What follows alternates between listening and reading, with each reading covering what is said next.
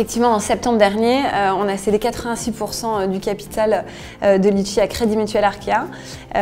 L'objectif de ce partenariat, c'est parce que quand on est entrepreneur, on cherche le meilleur partenaire à chaque moment de la vie de son projet.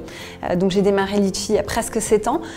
J'ai au démarrage levé des fonds, puis fait une deuxième et une troisième levée de fonds. Tout ça avec l'objectif de permettre de supporter et d'accompagner la croissance du projet. D'abord un projet franco-français, puis européen, puis très international.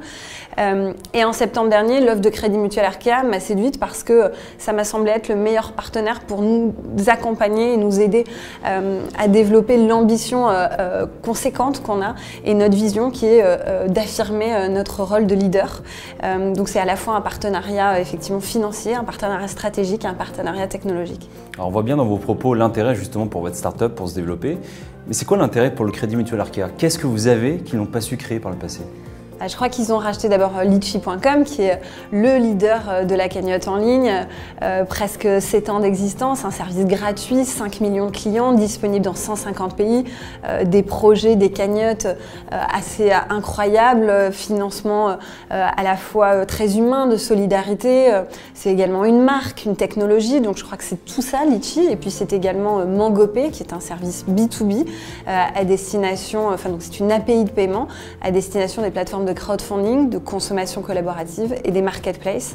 Mangopay, ça a 3 ans d'existence, permet aujourd'hui à plus de 1000 plateformes en Europe d'encaisser leurs paiements. Donc c'est un développement et une croissance assez extraordinaire, une technologie, des centaines de millions d'euros collectés par an, donc c'est tout ça qu'ils ont racheté.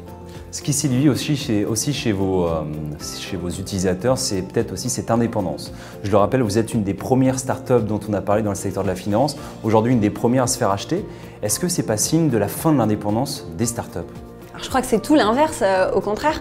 C'est vrai que nous, on a commencé il y a quelques années, avant même que le terme de FinTech n'apparaisse.